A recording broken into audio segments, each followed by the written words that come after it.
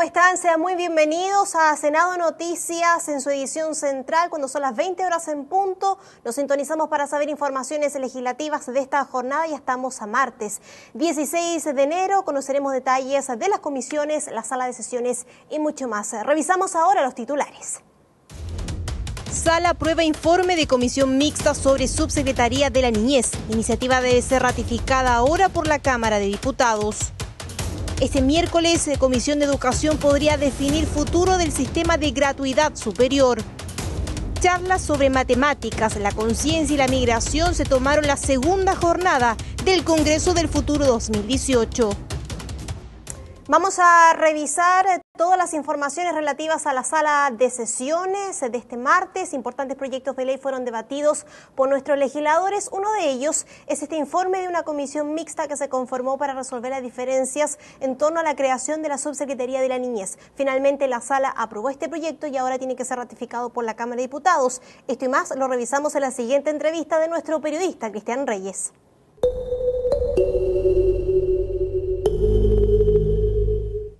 ¿Cómo están? Muy buenas tardes. Como cada edición central de Senado Noticias, cuando coincide con una jornada del Pleno, nos adentramos con algunos de sus protagonistas para repasar los principales hitos ocurridos en el Pleno. En esta oportunidad, por ejemplo, proyectos como el informe de la Comisión Mixta sobre Subsecretaría de la Niñez o el registro de pasajeros infractores, un tema que estaba también a la espera de ver sus enmiendas en la Cámara de Diputados que fueron introducidas a esta iniciativa. Para todo aquello nos acompaña el senador, le agradecemos su presencia. Juan Pablo Letelier, senador, muy buenas tardes. Muy buenas tardes, gusto saludarle. Pudimos ver también parte de sus intervenciones, por ejemplo, respecto a lo que le mencionaba yo en primer término a la gente que nos ve, del informe de la Comisión Mixta para la Subsecretaría de la Niñez, un tema que se aprobó, que ya va a la Cámara, pero donde usted hablaba, por ejemplo, respecto a esta cantidad de subsecretarías y estamentos que están al margen de lo positivo que es una aprobación de una iniciativa de este tipo, parte de la agenda coordinada de Ejecutivo y Congreso Nacional.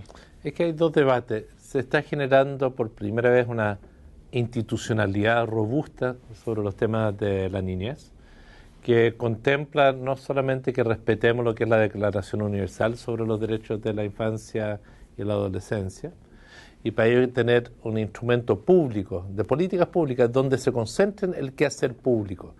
Nosotros tenemos políticas hacia la infancia, pero se necesita coordinar, sistematizar, pero la subsecretaría va junto con el creador de un defensor de la infancia, un defensor que tiene que ver con un seguimiento a que Chile esté cumpliendo lo que son las obligaciones para con este estamento de nuestra sociedad. Esta es la ley de garantías de la infancia, que establece no solamente un mecanismo de cuáles son las garantías que tiene que existir dar nuestro país a todo niño y niña, a todos, sino también cuáles son los procedimientos administrativos cuando se violenta uno de sus derechos y cuáles van a ser los procesos judiciales cuando se violenta uno de sus derechos. Esto se suma también a la ley que para los niños, no me pregunte más, aquí hay una institucionalidad muy robusta sobre infancia y está el debate con los niños que son o están en situación o de abandono o que están comprometidos con hechos delictuales, cuáles van a ser las instituciones que los van a acoger a ellos. Y el hecho de los niños con conductas delictuales es muy importante porque los niños, si son abordados a una edad temprana, pueden rehabilitarse. No es lo mismo cuando uno es más adulto. Esto es parte de esta institucionalidad muy robusta y yo creo que es por primera vez en nuestra historia que lo estamos abordando de esta forma sistemática y yo iría mucho más allá del Sename, que es una institución que surgió en otra época de nuestra historia y que está absolutamente obsoleta, que surgió en una época cuando estaba Niños y Patria, donde carabineros se hacían cargo del orfanato y donde eran las iglesias que se hacían cargo de los otros niños. No, el mundo cambió, nuestra sociedad es más compleja y por eso necesitamos revitalizar, construir nueva institucionalidad. La Subsecretaría de la Infancia tiene ese propósito. Justamente una mirada multisectorial, como se ha visto en parte de estos proyectos que son parte de una agenda completa sobre estos temas. Visión del senador Juan Pablo Letelier, quien también tiene una particular observación respecto al registro de pasajeros e infractores. Senador, respecto, por ejemplo, a lo que hablaba usted, hacía el paralelo, por ejemplo, en casos de delitos contra menores, esta posibilidad de consultar definitivamente. ¿Usted cree finalmente que esto podría ser abierto? Hablamos de el registro común para la gente que no ha no solo evadido el pago del pasaje, sino que no ha pagado las multas, que es otro ítem también. Mire, yo creo que nosotros como sociedad tenemos que sincerarnos si queremos normas de convivencia que sean respetadas. Y yo creo que necesitamos, a la medida que nuestra sociedad está avanzando hacia niveles de desarrollo superior, que tengamos la capacidad de fijar normas de convivencia superiores. Y una norma de convivencia es, por cierto, yo no tengo derecho de agredir a otro, ni verbal ni físicamente, tengo que respetarles sus derechos. Mis derechos terminan donde parten los derechos de otros. ¿Qué tiene que ver esto con la evasión de pasajeros en Transantiago? Algo muy básico. Si uno va a usar un servicio, lo debe pagar. Si no lo va a pagar, no lo use. Y esta excusa de que es malo, bueno, si es tan malo, menor razón para usarlo. No nos engañemos, estas son puras actitudes de los pillos que no asumen de que uno cuando usa un servicio de transporte debe pagar. No estoy hablando de casos de extrema urgencia, cuando quizá en la tarjeta VIP no tenga el dinero, se tiene que generar, por cierto, los mecanismos para que esas personas puedan tener viajes de emergencia. Entonces no me estoy refiriendo a eso, me estoy refiriendo a los contumaces. Justificación por aprovechamiento, perdón, como lo que dice. Es un aprovechamiento absoluto. Entonces nosotros, porque hay los otros 70% de pasajeros pagan sus pasajes. Gente también de trabajo y de esfuerzo. Y esta ley lo que quiere es generar un mecanismo de sanción. Una batería de sanciones a los que no cumplen con las normas de convivencia. Pagar tu pasaje. No darle licencia a manejar. No permitir el permiso de circulación.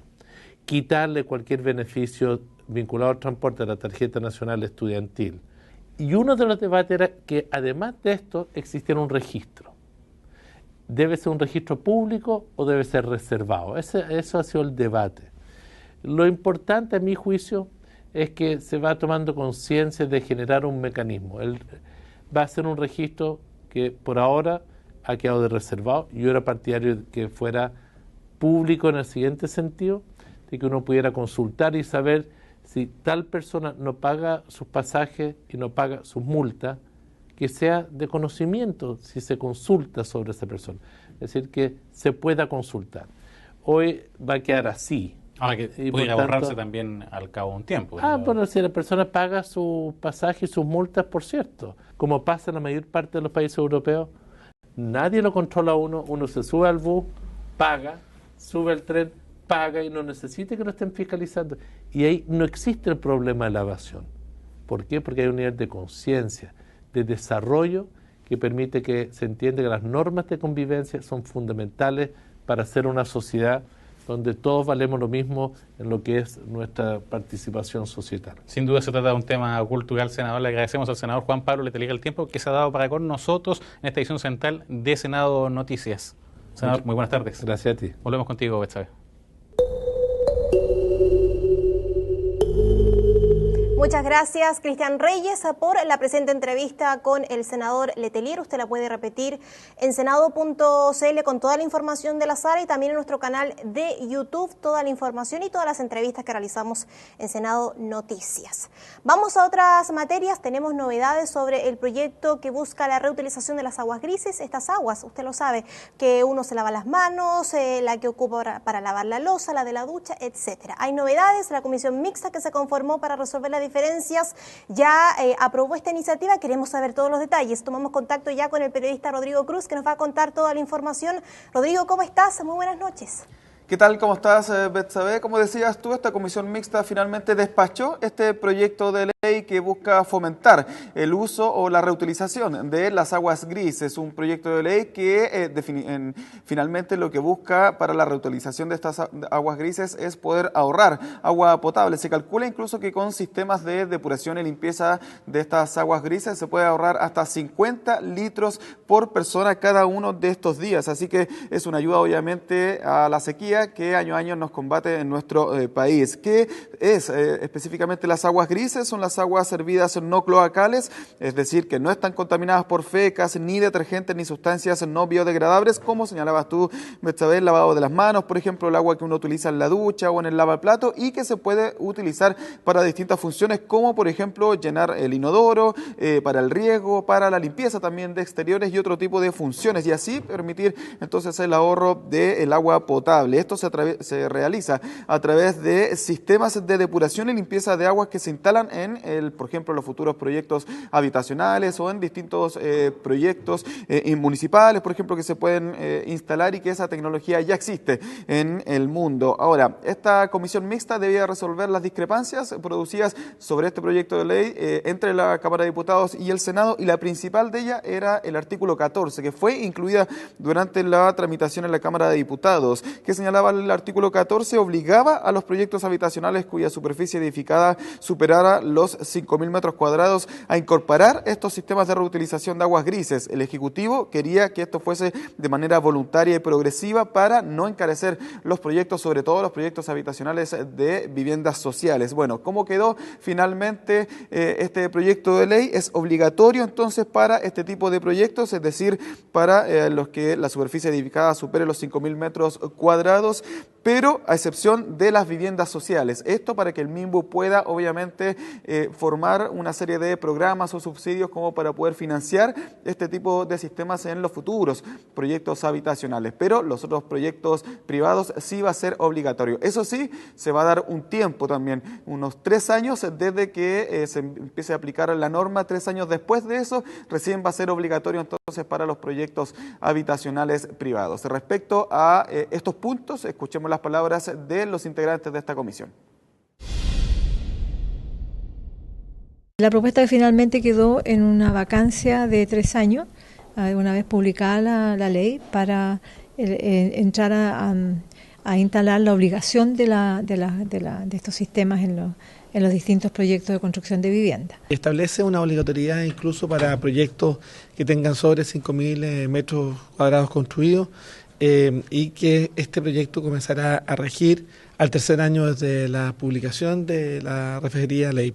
Y en el tema de las viviendas sociales, como la idea es una buena medida, pero puede generar problemas al principio, se establece que para el Ministerio de Vivienda, para todos los programas de vivienda habitacional, no va a ser obligatorio. O sea, es posible hacerlo si el Ministerio de Vivienda dice, este proyecto verdaderamente lo podemos llevar adelante sin poner en riesgo el financiamiento ni el presupuesto del proyecto. En otro aspecto también se planteaba primitivamente que se podía hacer esta exigencia en campamentos de obras o en lugares donde hay una concentración importante de trabajadores, ya sea en conectividad, en minería. Eso lo eliminamos porque es colocar una exigencia que no solo va a encarecer los costos, sino que además es poco práctica. Ahora, este proyecto de ley, primero que nada, instala y define el proyecto, porque no existía, por ejemplo, en el Código Aguas, el concepto de aguas grises. También establece la necesidad de un reglamento, no es llegar y poner un sistema de depuración cualquiera, van a haber algunos requisitos, obviamente. También señala en qué y dónde se podrán y no utilizar estas aguas grises. Por ejemplo, en los hospitales no se podría utilizar aguas grises. Y por último, incorpora criterios también para los planes reguladores, para que hayan normativa específica también para la instalación de estas sistemas en cada una de las comunas. Y por último, Betsabe, este proyecto de ley finalmente entonces, ya habiendo sido despachado de la comisión mixta, tiene que pasar a la sala del Senado, a la sala de la Cámara de Diputados, y tras ello ya poder promulgarse como nueva ley de la República. Perfecto, Rodrigo, completo tu informe. Tan importante este proyecto sobre la reutilización de las aguas grises. Que tengas muy buenas noches. Buenas noches. Avanzamos en otras noticias. Ustedes saben que se está realizando en nuestro país un importante evento de ciencia, tecnología e innovación. Hablamos de la 7ª versión del Congreso del Futuro, que comenzó ayer, lunes 15, y va a haber charlas diferentes hasta el día domingo 21. Hoy se realizó la 2ª jornada en el Teatro San Ginés. Hubieron diversos expertos en la materia, destacamos algunos de ellos. Por ejemplo, el destacado investigador en cuanto a temas de medicina, hablamos de Claudio Naranjo, también destacó importantes temas en esta materia y avances en tecnología. Detalles lo revisamos mucho más en la siguiente nota. La charla de Claudio Naranjo en la edición pasada del Congreso Futuro dicen que fue la más vista y también la más aplaudida, algo que este año volvió a repetirse en un repleto Teatro San Ginés. Pero esta vez el investigador, psiquiatra y doctor en medicina comenzó hablando sobre la conciencia para la que no tenemos educación. Según Claudio Naranjo, la educación no se imparte como tal y le está robando a la gente su conciencia, su tiempo y su vida. Es cosa universal que se usa la educación para algo diferente que no es educar. Y hay un engaño generalizado de que eso es la educación. Según el investigador, a la educación le hace falta autoconocimiento y espíritu de libertad, un llamado de atención que ha hecho en más de una oportunidad. El gobierno chileno podría hacer una educación excepcional, podría tener otro rumbo, que fuera un rumbo que de más maternaje como Pedro Aguirre Cerda, cuyo monumento en el cementerio dice: gobernar es educar. Luego el propio Claudio Naranjo asistió a la exposición siguiente sobre Big Data, el poder de la información y la influencia sobre nuestras vidas, otro de los temas trascendentales a tocar en este Congreso del Futuro, que seguirá su curso mañana en el edificio del ex Congreso Nacional. Este miércoles la charla magistral estará a cargo del austriaco Fridtjof Capra, quien expondrá una visión sostenible de la sociedad que en su economía y tecnología no interfiera con la capacidad de la naturaleza. Ya lo sabe, mañana sigue las jornadas del Congreso del Futuro año 2018. Más detalles en tv.senado.cl. Usted puede seguir todas las charlas vía streaming y también en www.congresodelfuturo.cl. Vamos a otras materias educacionales. Mañana podrían haber novedades respecto al proyecto sobre educación superior. La Comisión de Educación ha avanzado en todas las indicaciones. ¿Cómo va este avance por parte de este proyecto? Lo revisamos en el siguiente informe. A partir de las 10 de la mañana de este miércoles, el proyecto sobre educación superior vivirá una jornada que puede marcar el despacho del texto por parte de la Comisión del Ramo del Senado. La más reciente sesión terminó con la resolución de los pendientes del ítem calidad, vinculado directamente a la acreditación de carreras e instituciones y comenzando a abordar el financiamiento que conduce a los aspectos de gratuidad. La propuesta de aranceles regulados, el comité de 7 expertos que revisará los montos junto a aclaraciones como que la investigación no es excluyente para todos los planteles acreditados con excelencia, sino solo a partir de 7 años, fueron parte de los temas votados por los senadores, quienes también anticiparon la metodología para la aplicación de la gratuidad, frente a lo que plantea el Ejecutivo, de forma gradual y alcanzando, si las circunstancias económicas lo permiten, cada vez mayor porcentaje de alumnos. Y nosotros lo que queremos es que la gratuidad avance de manera responsable, con apego a la Constitución. Y por eso que nuestro planteamiento es que cuando se generan las circunstancias que se denominan los gatillos, lo que debe haber es un proyecto de ley para los efectos de que sea dicho Congreso el que finalmente apruebe el aumento de la gratuidad, ya sea del 60 al 70%, del 70 al 80%. O sea, yo creo que la propuesta del gobierno es bastante inteligente, por mucho que se la critique, porque dice: ahora ya para este año 6 deciles, hasta el sexto decil, y para llegar al 70 se dice cuando el producto llegue o cuando los impuestos llegan a tal nivel del PIB, ahí se aplica, que ahí se pasa al otro decil. ¿Qué es lo que está pidiendo la derecha? Que en ese momento hay que hacer una nueva ley. ¿Y qué dice el gobierno? No, cuando eso ocurra, hay condiciones para poder cubrir el séptimo decil, y si crece más, el octavo y el noveno.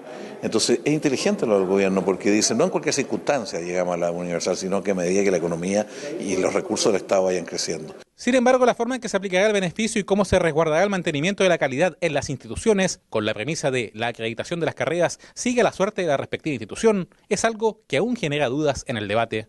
En el proceso de establecimiento de los aranceles regulados para la gratuidad, que de alguna manera este proceso también fuese transparente, que de alguna manera se pudiese conversar también con las instituciones, porque este va a ser un proceso muy complejo y de hecho va a ser tan complejo que puede llegar al desfinanciamiento de las instituciones de educación superior que están en gratuidad. Si es que esto no se hace bien, uno tiene que poner sobre la mesa. Llegamos a acuerdos bien importante, se avanzó mucho y ya nos estarían quedando solo los transitorios y las adecuaciones, es decir, qué cosas se modifican, qué artículos se modifican con esta ley, y hemos comprometido un par de traer el día miércoles algunos aspectos que quedaron pendientes hoy día, de hacer una redacción desde el Ejecutivo distinta. Ya tenemos prácticamente el proyecto en todo lo que es su institucionalidad tramitado,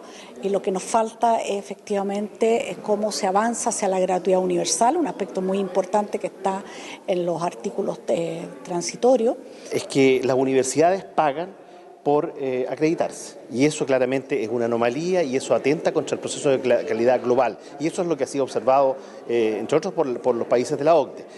Lo que tenemos es que que el conjunto de universidades que paga por estas acreditaciones, el 97% logra acreditarla. Entonces es evidente que aquí se está pagando por publicidad, muchas veces publicidad engañosa. Eso hoy día no va a ocurrir, porque hoy día va a haber un ente autónomo, público, que va a velar porque todas estas universidades cumplan.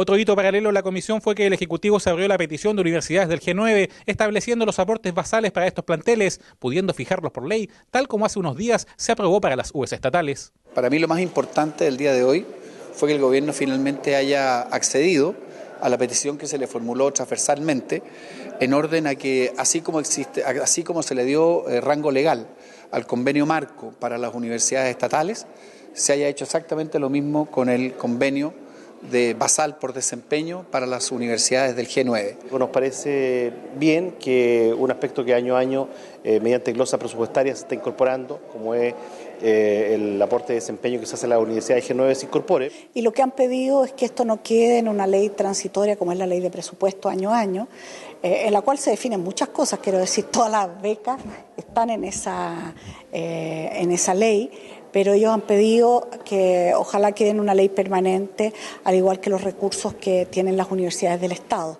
Y es uno de los temas que ha comprometido el Ejecutivo, de traer una redacción para ese tema. Se espera que este miércoles el Ejecutivo entregue una propuesta por escrito del incremento del cobro de aranceles a los estudiantes que no están en los deciles beneficiados con la gratuidad, además de la esperada definición por el mecanismo que garantiza el beneficio de forma paulatina durante los próximos años en los artículos transitorios. Bueno, mañana estaremos muy atentos con lo que pase en la Comisión de Educación y este proyecto sobre educación superior y gratuidad. Con esto me despido, más detalles en todas las redes sociales que ya ven en pantalla. Sigan TV Senado y mucho más.